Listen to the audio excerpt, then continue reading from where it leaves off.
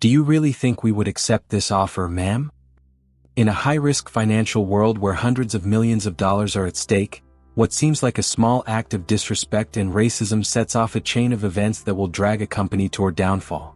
During a critical meeting, a black female millionaire investor tests the CEO's true character by offering $10,000, revealing his real face in the process. Unaware of what lies ahead, the CEO bursts into laughter at the offer, only to be left speechless a few days later when the same woman returns with a $200 million proposal. A story that shows true power is not measured by dollars, but by the respect you dare to demand. If you liked the video and have subscribed to my channel, let's move on to our story. Enjoy watching. The city lights glittered below her, a sea of diamonds against the velvet night.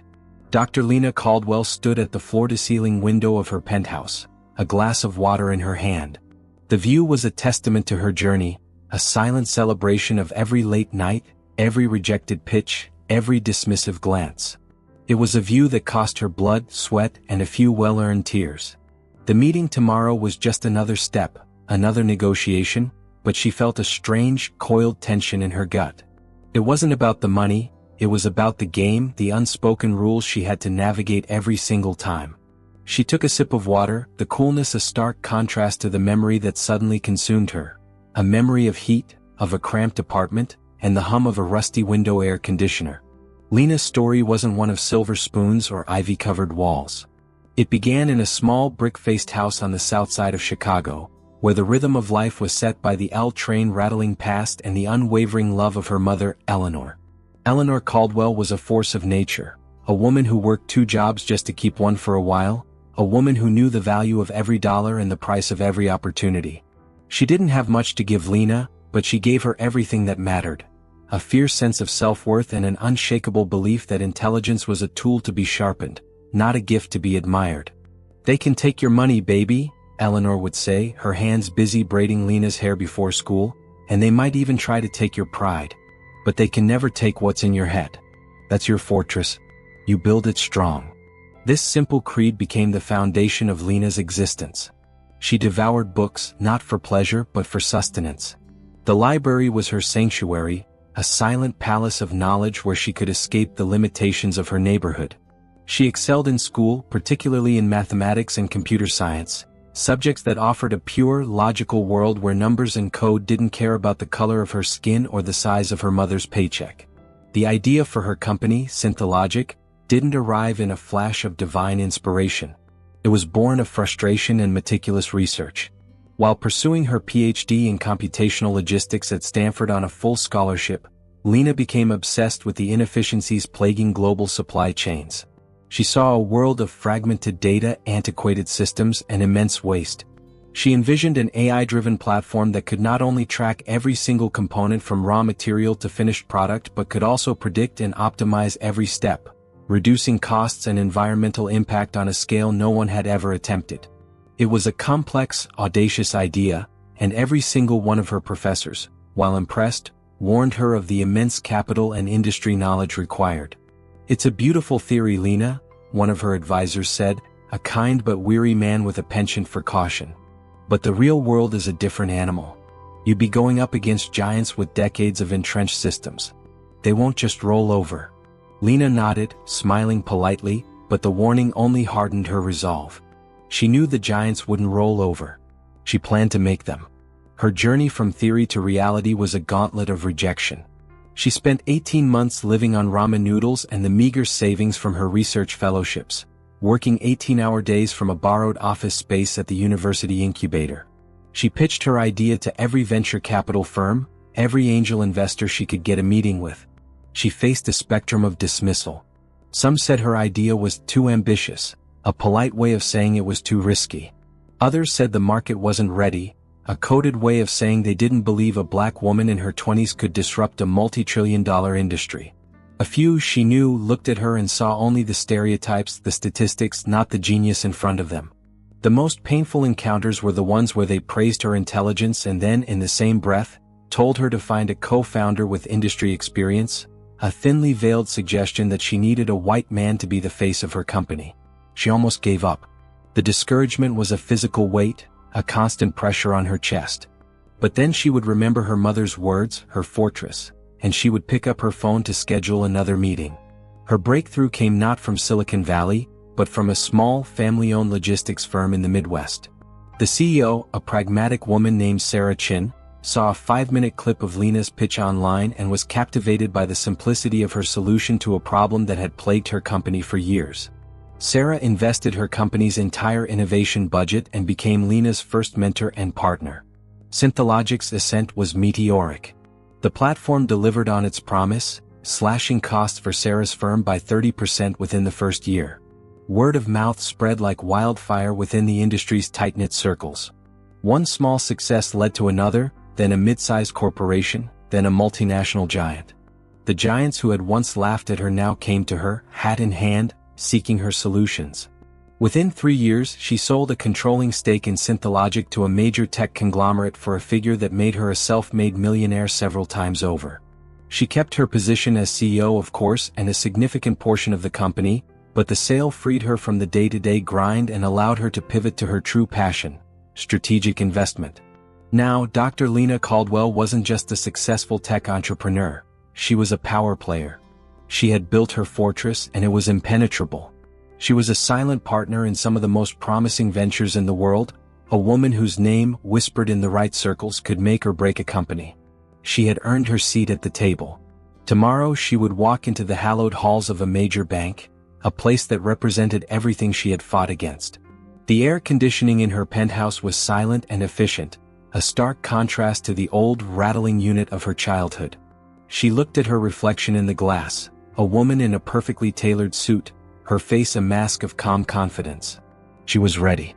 The morning sun, sharp and unforgiving, cut through the skyline, a perfect metaphor for the day ahead. As Lena finished her final review of the briefing packet, she wasn't just looking at the numbers, she was reading between the lines. The financial projections were solid, the market analysis comprehensive, but she was searching for the human element, the story behind the spreadsheets.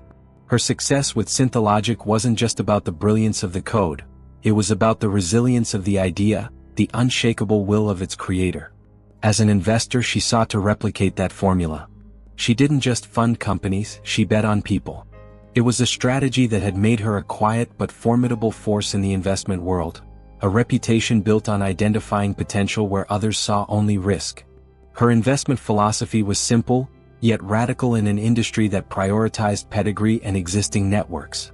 She looked for the unseen, for the founders who had a fire in their belly but lacked the connections to secure traditional funding. The kind of person who had faced rejection and used it as fuel. She had an almost uncanny ability to see past the polished pitch decks and into the heart of an operation. She had once invested a significant sum in a small robotics startup from a struggling Midwest town. The founders, a brother and sister, had no Ivy League degrees and no previous exits. Their business plan was scrawled on a whiteboard in a rented garage, but their prototypes were functional, their passion was contagious, and they spoke with a clarity and honesty that was rare in the startup world. Everyone else had passed on them, citing a lack of scalability and market viability. Lena had seen something different, a refusal to fail. The company, now a leader in automated manufacturing, was worth 10 times her initial investment. That success, and many others like it, had earned her the kind of credibility that money alone could not buy. It was a quiet power, a reputation that preceded her into every room she entered. For today's meeting, however, the calculus was different. This wasn't a scrappy startup. This was Northwood Capital, one of the oldest and most established private equity firms in the world, with deep ties to an even more ancient institution, the banking behemoth she was about to visit. Her interest was in a nascent financial technology fund they were launching, a fund that promised to revolutionize how small businesses accessed credit. On paper, it was a sound, even brilliant idea. The technology was cutting edge, the potential market was enormous, and the projections were astronomical. But a nagging feeling, a low hum of unease, had been building in her since she first reviewed the proposal. It wasn't about the numbers. It was about the leadership. The CEO, Marcus Thorne, was a legend in the industry, a man whose name was synonymous with success. He had built his reputation on bold, aggressive acquisitions and a ruthless efficiency that bordered on the clinical. Yet, in every article she read, every interview she watched, Lena sensed a subtle arrogance, a quiet condescension beneath the refined surface. He spoke of disrupting and revolutionizing, but always from the sterile, detached perspective of someone who had never had to fight for a seat at the table. He was a creature of privilege, someone who had been born into the very system she had spent her life trying to dismantle and rebuild. The feeling was just a whisper of intuition, but Lena had learned to trust her gut as much as she trusted her data. Her gut was a product of her fortress, her past, her experiences, and the lessons her mother had taught her. As her driver navigated the polished streets of the financial district, Lena leaned back against the supple leather of the car seat. Her tailored navy suit felt like a second skin, a professional armor she had long ago perfected. She thought about the endless cycle of proving herself. The small slights, the casual dismissals, the assumption that she was either an anomaly or a token. This meeting was not just about an investment, it was about confirming her suspicions about the people she was dealing with. She had to know if the men across the table were truly visionaries or just more of the same, wearing a different mask. The question wasn't whether the deal was good. The question was whether the men behind it were. She knew that even a brilliant idea in the wrong hands could quickly become a moral and financial liability. The car pulled up to the entrance of the bank's corporate headquarters, a monolithic structure of glass and steel that seemed to scrape the clouds. It was the kind of building that was designed to intimidate, to make you feel small and insignificant. A uniformed doorman opened her door, and she stepped out onto the sidewalk, the soft click of her heels echoing in the morning stillness. She took a moment to look up at the towering structure, a silent challenge in the face of its imposing grandeur. She was no longer the girl from the South Side, living in her mother's shadow. She was the architect of her own success, a woman who had built an empire from an idea. She knew what it was like to be dismissed, to be underestimated. And she was about to find out if the men inside those walls were any different. The conference room was a mausoleum of quiet power, a cathedral dedicated to wealth. The air was thick with the scent of expensive cologne and old money, a polished, sterile atmosphere that seemed designed to remind you of your place. Dr. Lena Caldwell stood at the back of the room, a stark, elegant figure in her navy suit. At the front, seated around a vast, gleaming mahogany table, were the titans. The CEO of the bank, board members, and a small, select group of high-profile investors. Marcus Thorne, CEO of Northwood Capital, stood at the head of the table, his posture the very picture of effortless authority. He gestured with a pen as he spoke, his voice a smooth, confident baritone that commanded the attention of everyone in the room. Thorne was a masterpiece of corporate charm. His suit was impeccable, his silver hair perfectly coiffed. He had a way of looking at each person he addressed as if they were the only one in the room, a trick of practiced intimacy that was both impressive and, to Lena, deeply suspect. He spoke of growth and opportunity, of a future forged by this new financial technology. The numbers he threw around were staggering, a dizzying cascade of zeros that painted a picture of unimaginable returns. A $50 million minimum investment from this group alone, he said, his eyes scanning the faces of his potential partners. That's just the initial buy-in. We project a total fund capitalization of $300 million within the first quarter. A collective murmur of approval swept through the room. The air was electric with anticipation, the palpable energy of men who knew a sure bet when they saw one. The presentation was flawless. A young, sharply dressed analyst, his voice a nervous contrast to Thorne's steady assurance, went through the final slides. He spoke of market saturation and the projected 300% ROI. He showed a graph of the growth trajectory that shot up like a rocket. The atmosphere was one of shared triumph, a pre-celebration of a deal already sealed. When the analyst finished, Thorne stepped forward again, a triumphant smile on his face. "Any questions? Anything at all?" he asked, his tone radiating a polished magnanimity. His gaze swept over the room, pausing for a moment on Lena. She felt the weight of his look, a fleeting, almost imperceptible assessment. It wasn't a look of recognition, it was a look of casual dismissal, a quick mental categorization of unimportant. The room was silent. No one dared to disrupt the preordained success. This was a confirmation, not a negotiation. But Lena's unease had been simmering since she walked in. She had come here not just to invest, but to observe, to test the very foundation of the man she was considering going into business with. She knew that in a deal this large, the numbers were only half the story. The other half was the character of the people involved. And in the hushed elegance of this room, with its unspoken rules and shared assumptions, she knew her answer was not in a spreadsheet, but in a simple challenge. She raised her hand. The movement was small, almost tentative, but in the stillness of the room, it was a seismic event. All eyes turned to her. Thorne's gaze lingered for a moment, a flicker of surprise in his eyes, before his practiced smile returned, a little less certain than before. "Yes?" he asked, his tone now laced with a hint of impatience. Lena stood up. Her voice was clear, her posture ramrod straight. "I'm in," she said. The collective held breath of the room went unnoticed. She let a moment pass, her eyes fixed on Thorne. Then she spoke. "I'd like to invest $10,000. The silence that followed was so complete it was a sound in itself, a low, buzzing hum that filled the cavernous room. $10,000. A pittance? A joke. In a room where the minimum investment was $50 million, it was an absurdity.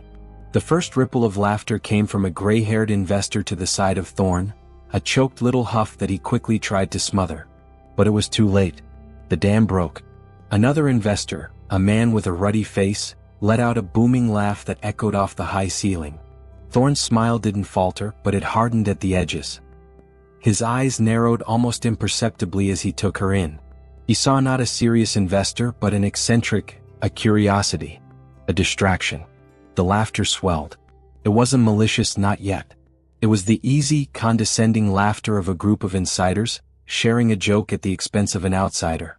"My dear," Thorne said, his voice now dripping with a patronizing charm that made Lena's skin crawl. "This is a serious investment. Perhaps you've misunderstood the terms." He didn't even try to hide the amusement in his voice.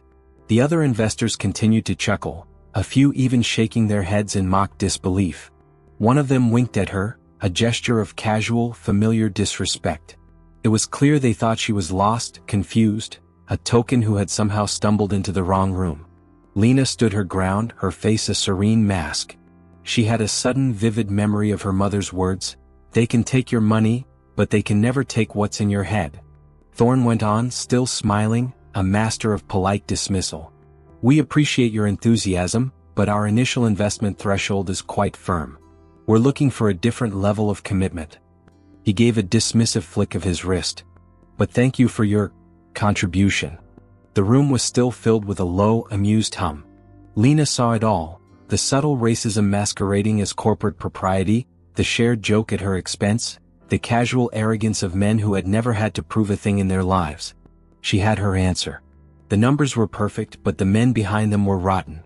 The meeting concluded with a round of polite applause. The investors rose, shaking hands and exchanging words of congratulations. Thorne moved through the group, a natural leader, his hand firmly grasping the hand of each man he spoke to, a silent affirmation of a deal well done. Lena stood to the side watching. He greeted the man next to her, a wealthy land developer, with a firm handshake and a clap on the shoulder. Then he turned, his eyes briefly passing over her, and moved on to the next person, a woman with a private family fund, offering her a nod and a polite word, but no handshake. And then he deliberately skipped over Lena, his hand not even in his pocket, as he moved on to the next person in the line. The message was clear. She wasn't one of them. She wasn't even worth the brief, professional contact of a handshake. A wave of hot, righteous fury washed over Lena. It was not just the handshake, it was everything that had led to it, the condescension, the laughter, the dismissive look in his eyes. Her voice, when she spoke, was quiet, but it cut through the murmuring crowd like a razor. "I'm leaving now," she said, her words directed at Thorne's retreating back. He stopped and turned, a look of mild irritation on his face. "But I will be back. I suggest you make some time for me. Soon." The last word was a cold promise. She turned and walked out of the room, her head held high, leaving a sudden, shocked silence in her wake. The fortress was secure, and now it was time to go on the offensive. 2 days later, the air in the bank's lobby was a different kind of quiet. It was the hush that followed a disruption, a lingering tension that spoke of a story already whispered through the halls. Lena, dressed in a sleek charcoal suit that was both understated and commanding, walked to the receptionist's desk. The young woman, her face a mix of politeness and barely concealed curiosity, looked at her with an expression that said, "Oh, you're her." Lena stated her name and appointment, and the receptionist, after a nervous click-clack on her keyboard, informed her that Mr. Thorne was unexpectedly busy, but would see her as soon as he could. This was another small test, a deliberate act of passive dismissal, a way of reminding her who held the power. Lena simply nodded and took a seat, her patience a weapon. An hour passed. Then another. She sat perfectly still, not once checking her phone or showing any signs of restlessness. She was a silent, unmoving object of defiance in a room designed for perpetual motion. Her stillness, she knew, was its own kind of power. It forced them to acknowledge her. Finally, a nervous-looking aide, a junior partner by the look of his worried eyes, scurried over to her. "Dr. Caldwell? Mr. Thorne can see you now." He led her to a smaller, less opulent conference room, one clearly used for minor, less significant meetings. Thorne was there, not at the head of a grand table, but standing by a window, a cup of coffee in his hand. He didn't turn immediately when she entered. He let her stand there for a moment, another calculated slight, before he finally turned, a bland, practiced smile on his face. "Dr. Caldwell, to what do we owe the pleasure?" His tone was laced with condescension, a patronizing amusement that made it clear he still saw her as the woman who had made a fool of herself with the $10,000 offer. "I'm sure you understand that our time is incredibly valuable." Lena's voice was as calm and composed as her exterior. "I do, Mr. Thorne. Which is why I won't waste any more of yours." She placed a simple leather-bound portfolio on the table, a stark contrast to the thick, glossy presentations of 2 days prior. "I have a proposal. It's concise and to the point." Thorne's eyes flicked to the portfolio, a flicker of irritation crossing his face. "If this is another creative financing proposal, I'm afraid we're done here." "It's a $200 million proposal," Lena said, her voice dropping to a low, serious tone that instantly erased the smirk from Thorne's face. The silence that followed was instant and complete. $200 million. It was more than twice the initial minimum investment he had asked for from his entire group of hand-picked investors. His casual arrogance vanished, replaced by a look of stunned disbelief. The color drained from his face as he stared at her, then at the simple portfolio on the table. He was no longer looking at an outsider, but at an unexpected and incredibly powerful player. He motioned for her to take a seat, his voice now a low, strained whisper. "Please, Dr. Caldwell. Tell me more." His demeanor had shifted entirely. The cold dismissal was gone, replaced by a sudden, desperate warmth. He pulled a chair out for her, his movements clumsy in his shock. He had seen the numbers, and the numbers were everything.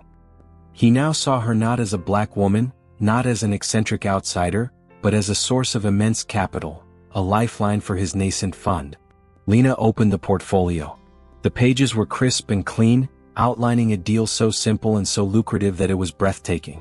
She would invest $200 million into Thorne's fund, but with a specific set of conditions.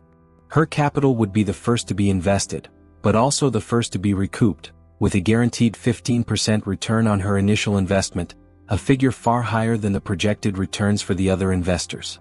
In addition, she would have a seat on the fund's board and a full, unfiltered say in its future investments. Thorne read the terms, his eyes widening with each point. The deal was a double-edged sword. It was an immense injection of capital that would immediately give the fund an unparalleled legitimacy and a powerful start, but it would also give her an unprecedented amount of control and a financial safety net that no other investor would have. He was in a bind. He desperately needed her money, but her terms were audacious. His entire attitude changed. He was no longer condescending. He was, to his core, a businessman, and she was speaking his language in a way he had never expected. His smile returned, but this time it was a genuine, disarming curve of his lips, a look he reserved for his closest, most valuable partners. He began to praise her acumen, her vision.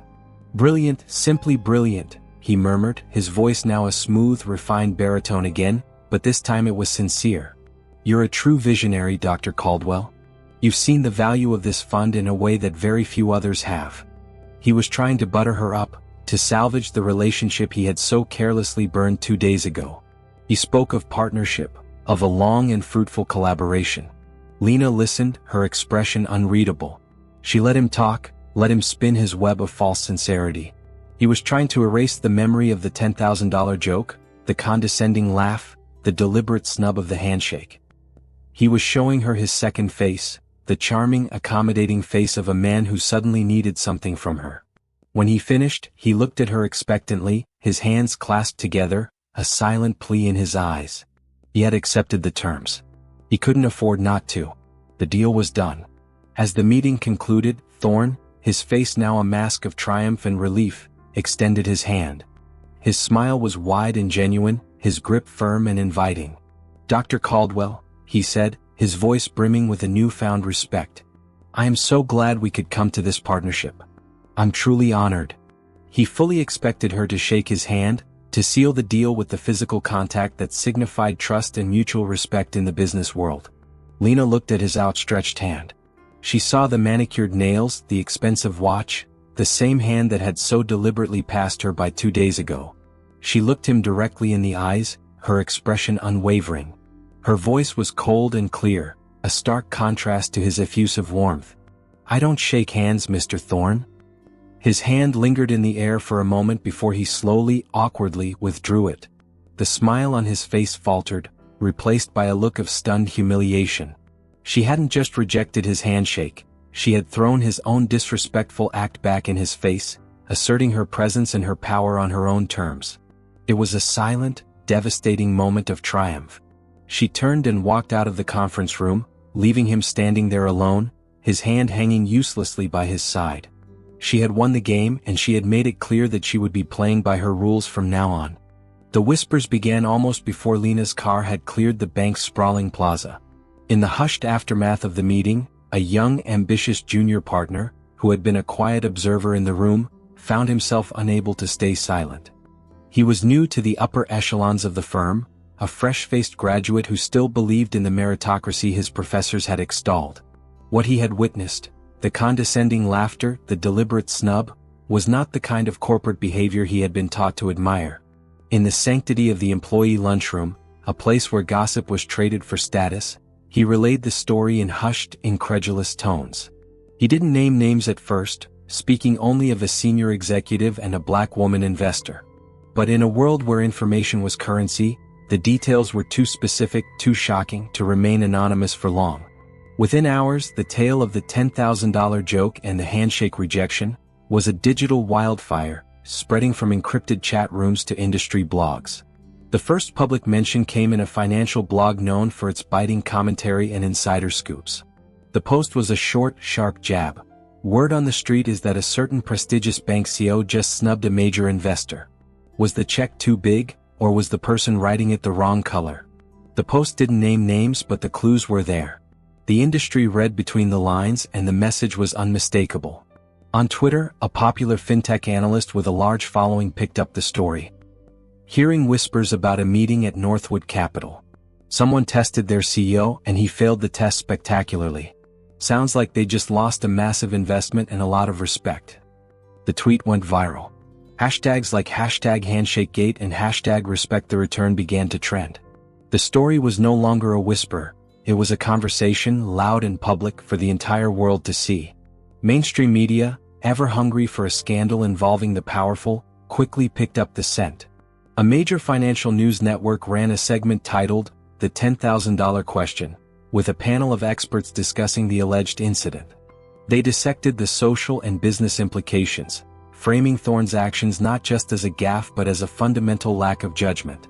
An op-ed in a prominent newspaper written by a veteran business journalist declared that Thorne had shown a casual arrogance that is no longer tolerated in a modern, diverse marketplace. The narrative was turning. The polished, unassailable image he had cultivated for decades was cracking, revealing the ugly prejudice beneath.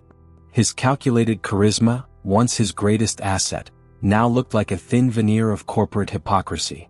Marcus Thorne, for his part, was initially defiant. He dismissed the rumors as a gross misunderstanding, the kind of he said, she said nonsense that plagued the internet. He released a terse, perfunctory statement through a public relations team that was already in full panic mode. "I have the utmost respect for all of our partners," the statement read, "and any suggestion to the contrary is baseless." The public, however, was not buying it. The statement lacked specifics, it lacked a personal touch, and it did not address the core issue. the blatant disrespect shown to a black woman. His attempts at damage control only added fuel to the fire. On a television interview, he was asked directly about the handshake incident. He smiled, a nervous, practiced grin, and said, "I shake hundreds of hands a day. Sometimes in the press of a busy room you miss one. It was an oversight, nothing more." His arrogance, once a sign of his confidence, now came across as a defensive and entitled sneer. He was not a man apologizing, he was a man being forced to justify himself, and he hated it. The real power in the storm, however, was Lena's silence. She did not release a statement. She did not give an interview. She did not respond to the endless phone calls and emails from journalists. Her silence was a deliberate and masterful strategy. She had made her statement in that conference room, and she had nothing more to add. Her actions had spoken louder than any words ever could. Her silence forced the narrative to remain focused on Thorne's actions. Without a counter-narrative from her, the media and the public were left with only one version of the story. The spotlight remained squarely on him and his behavior. Meanwhile, the pressure within the bank was becoming unbearable. The board of directors, a collection of powerful and image-conscious individuals, held an emergency meeting. The financial risk was now compounded by a massive reputational risk. The bank's public image, its stock price, its very standing in the community, was being eroded by a viral story about its CEO's bigotry. A senior board member, a gruff old-timer who had been with the bank for decades, slammed his fist on the table. "Marcus," he said, his voice a low growl, "you've built this institution's name on a reputation of trust and respect. You're tearing it down with a single handshake." Thorne's legacy, the one he had spent his life building, was crumbling. He had always seen himself as a titan, a legend. Now he was just another man being torn down by the consequences of his own prejudice. The public's condemnation was relentless. The whispers in the halls had turned into a roar. He was no longer a mastermind, he was a liability, and everyone knew it. The whispers of his resignation began, a low hum at first, then a clear, insistent demand. The final act of his career, once a story of quiet dominance, was turning into a very public, very humiliating downfall. He was a man drowning in a sea of his own making, and the current was pulling him under faster than he could swim. The fortress of Marcus Thorne's life, built of wealth, influence, and unassailable reputation, was crumbling. The incessant ringing of his phone was no longer a symbol of his importance but a jarring, relentless alarm. It was the sound of his world falling apart, one desperate call at a time. His PR team, a group of slick professionals who had always promised to manage any narrative, were now just a chorus of frantic, panicked voices. "The optics are terrible, Marcus. The stock is down 3%. We can't stop the story from trending." He had shut himself off from the world, holing up in his opulent penthouse apartment, the panoramic views of the city below a mocking reminder of the empire he was losing. He couldn't go to his favorite restaurants. He couldn't attend his usual charity galas. His face, once the picture of success on the cover of magazines, was now a meme, photoshopped with captions about disrespect and a lack of humility. The calls from the board members, once a source of intellectual sparring, were now cold and to the point. They were no longer allies in a grand business venture. They were custodians of the bank's brand, and he had become a massive liability. The pressure was not just financial, it was personal. His wife, who had always basked in the reflected glory of his success, was now distant and worried. She would answer the phone and speak in hushed, anxious tones, her conversations revolving around their children and the backlash they were facing. His son had been taunted at his prep school. His daughter had been publicly shamed on her social media. He had always believed that his career was a separate, insulated world from his family, but the events of the past few months had proven him spectacularly wrong. The final blow came in the form of a formal summons to an emergency board meeting. It wasn't a request, it was an order. The atmosphere in the boardroom was no longer hushed and respectful, it was thick with a palpable tension that bordered on hostility. The men and women who had once clapped him on the back and praised his vision now sat in a semicircle of silent, collective judgment. They were no longer business partners. They were a jury and he was the defendant. The chair of the board, an old, stoic man with a face like chiseled granite, spoke first. His voice was not accusatory but utterly final, like a judge reading a verdict. "Marcus," he said, "we've been forced to acknowledge a number of troubling things. The reputational damage to the bank is mounting. Our investors are nervous. Our clients are asking questions we cannot answer without compromising our integrity. We have been put in an impossible position. Thorne opened his mouth to protest, to offer an explanation, but the chairman held up a hand. "Let me be clear," he said, his voice hard. "This is no longer a matter of he said, she said. The investor who you offended, Dr. Caldwell, is one of the most respected and financially powerful people in this industry. Her silence speaks volumes. And your actions, your very public attempts at damage control, have only made things worse. This isn't just about a handshake. It's about a pattern of behavior that we can no longer afford to tolerate." He then laid out the ultimatum with no room for negotiation. "You have two choices. You can resign effective immediately, and we will offer you a quiet, dignified exit with a respectable severance package. Or we will be forced to convene a full board vote and terminate your contract. The choice, Marcus, is yours." The words hung in the air, heavy and final. Resign. The word was a poison in his mouth. To resign was to admit defeat, to concede that he had been wrong, that he had made a fatal error in judgment. It was to relinquish the power and the title that had defined his entire adult life. He looked at the faces around the table, seeing not sympathy but calculation. They had made their decision before he even walked in.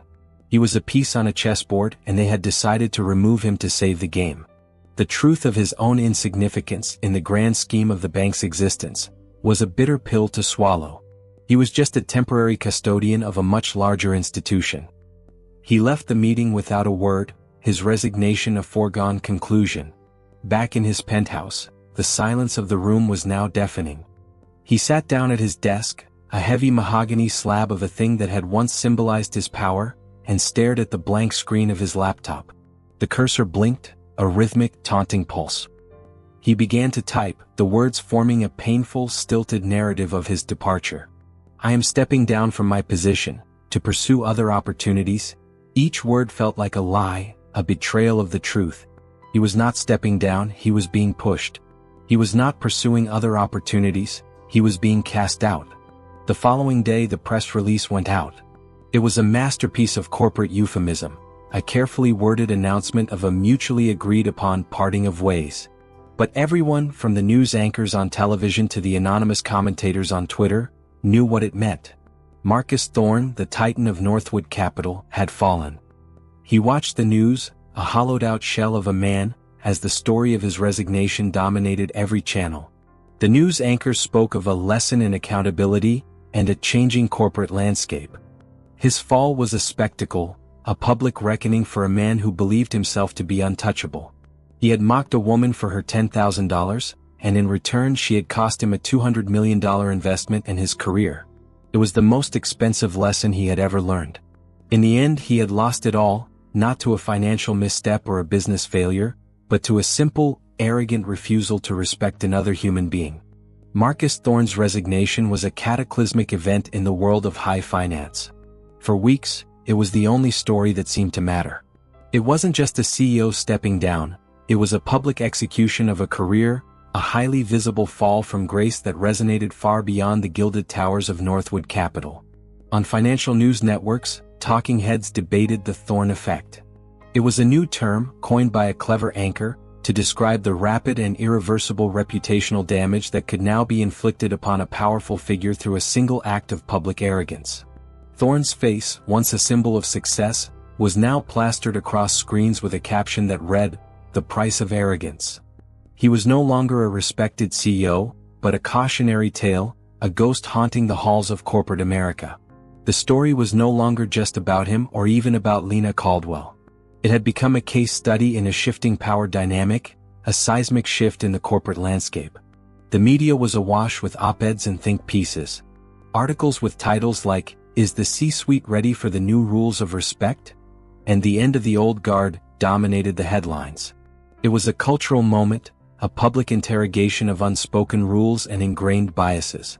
For millions of people who had felt overlooked, marginalized, or disrespected in their own workplaces, Lena's story was a moment of profound validation. Social media platforms, once just a venue for gossip, became a forum for cathartic shared experiences. People shared their own handshake moments, the times they had been dismissed, ignored, or treated as less than by colleagues and superiors. The hashtag respect the return became a call to action, a digital rallying cry for accountability. For Lena, the whirlwind of public attention was both validating and unnerving. She still maintained her strict silence. Her phone was a constant beacon of incoming interview requests and documentary proposals, all of which she politely declined. She knew that any public statement, any attempt to explain her actions, would diminish their power. The act had to stand on its own. It had to be a monument to a moment of quiet rebellion. To speak on it would be to cheapen it, to turn her defiance into a publicity stunt. She remained in her world, navigating her business with the same quiet efficiency she always had, but now with a new kind of power. People saw her now, truly saw her, not just as a successful investor but as a force of nature. In meetings the air was different. No one laughed. No one dared to dismiss her. The respect she had demanded was now freely given, born not of genuine admiration, but of a quiet, palpable fear of becoming the next thorn. The institutional response was a mix of calculated public relations and genuine internal re-evaluation. Many banks and financial institutions, terrified of being next on the chopping block, scrambled to roll out new diversity and inclusion initiatives. Websites were updated with glossy photos of their diverse employees. Companies released statements about their unwavering commitment to equity. Some of it was performative, a desperate attempt to show that they were on the right side of history. But a quiet few, led by younger, more progressive executives, saw the moment for what it truly was, an opportunity to change their culture for the better. They held internal, honest conversations about unconscious bias, about microaggressions, and about the very real cost of a toxic workplace. The Thorn incident had become a powerful tool, a mirror in which the industry was forced to see its own flaws. The true impact was not just on the grand scale of corporate policy but in the small, everyday interactions. A middle-aged executive who had always assumed his jokes were harmless, now hesitated before he spoke, thinking about the ripple effect of his words. A junior analyst, once afraid to speak up, now felt emboldened, armed with the knowledge that the world was watching. Lena had not just taught a man a lesson, she had changed a conversation. She had shown the world that power did not only reside in old money and old networks. It could also reside in a quiet refusal to accept disrespect. She had redefined what it meant to be powerful. It wasn't just about having the money, it was about using that money as leverage to demand a fundamental level of human dignity. As for Marcus Thorne, his fall was complete. He was not just out of a job, he was out of a world. The board had been generous with his severance, but money could not buy back his reputation. He was a pariah in the very circles that had once courted him. He tried to start his own boutique consulting firm, but no one would take his calls. His legacy was no longer one of financial genius, but of a man who lost everything because he couldn't bring himself to shake a black woman's hand. He had believed his actions had no consequences. He had believed that his power was absolute. But he had been wrong. In the end, his world had collapsed not with a bang, but with a quiet, polite, and very expensive refusal. He was a lesson for all to see, a stark, painful reminder that in the new world, character was as important as capital, and respect was the ultimate currency. Months after Marcus Thorne's public fall from grace, the dust had begun to settle, but the echoes of his resignation still reverberated through the canyons of the financial world. The headlines had moved on to other scandals, other stock market fluctuations, but the change he had inadvertently set in motion was palpable. For Lena Caldwell, life had returned to a semblance of normal, albeit a normal irrevocably changed. She had not become a media darling or a public figure. She had simply become a more powerful version of herself. Her phone still rang with requests, but now they came from a different kind of person. They were from young entrepreneurs, from other women of color in finance, and from companies seeking her advice on how to build a culture of genuine respect. She sat in her office, a quiet, minimalist space overlooking the city, and a single unread email sat in her inbox. It was from Northwood Capital, a formal invitation to a lunch with the new CEO. She had expected it, but the formality of the request was a stark contrast to the casual dismissal she had once faced. The new CEO was a woman, a younger, sharp-witted executive named Anika Sharma, whose rise had been marked not by a show of force, but by quiet, collaborative leadership. The board, in a swift and telling move, had chosen a person who represented the very opposite of Thorne's brand of abrasive entitlement. Lena's decision to attend was not born of curiosity or a desire to gloat. It was an acknowledgement that her actions had led to a tangible change, and a silent promise to herself that she would see it through. The lunch was not in a private club or an exclusive restaurant but in a bright, modern space within the bank's new headquarters. Anika met her at the entrance with a warm, genuine smile. There was no pretense, no awkwardness. Anika didn't bring up the past directly, she let her actions speak for themselves. She spoke of the new initiatives the bank had implemented: mandatory unconscious bias training, a revised code of conduct that prioritized respect over hierarchy, and a new mentorship program aimed at promoting diverse talent. "I can't undo what happened," Anika said, her voice low and earnest, "but I can promise you that it will never happen again under my leadership. What you did, Dr. Caldwell, was a wake-up call for this entire industry. It's forcing us to have conversations we should have had years ago." Lena listened, her expression unreadable. She wasn't looking for an apology or a reward. She was looking for a sign that the lesson had been learned, that her sacrifice hadn't been in vain. And in Anika's humble, respectful demeanor, she saw that sign. She saw that the new leadership was not just putting on a show but was truly committed to fostering a new culture. The ghost of Marcus Thorne had been exorcised, not with anger, but with accountability and the promise of a better future. The story of the $10,000 woman had become a kind of legend in the financial world. It was whispered in hallways and referenced in business school lectures. But for Lena, it was more than a story, it was a memory of a pivotal moment when she chose integrity over profit, when she refused to be a pawn in a game she didn't want to play. She had tested the system, and when it had failed, she had used her power to hold it accountable. She had not sought revenge, she had sought justice, a quiet, methodical form of it that resonated not in a courtroom but in the boardroom. A few weeks later, Lena received a handwritten note from Anika. It was a simple, elegant card with no corporate letterhead. The note inside was short. "Thank you for holding us accountable. We are a better bank for it." The gesture spoke volumes. It was not a grand public apology but a private, personal acknowledgement of the profound impact of Lena's actions. It was a handshake extended in a different form from one powerful woman to another. It was a symbol of a new era, an era in which respect was not something to be earned, but a basic requirement for entry. As for Marcus Thorne, his fall was final. His attempts to re-enter the business world were met with cold indifference. He was a pariah, a living testament to a business culture that was quickly becoming obsolete. He had lost his career, his reputation, and his respect, all because he had refused to see a woman's worth beyond his own narrow, prejudicial view. He had mistaken her quiet confidence for weakness, and her deliberate act of defiance for a meaningless stunt. He had believed that his power was absolute, that he could operate without a moral compass. But he had been wrong. In the end, he was left with nothing but his own bitter isolation, a man who had everything and lost it all in an instant of unthinking prejudice. His legacy was not one of financial brilliance but of a painful, public lesson.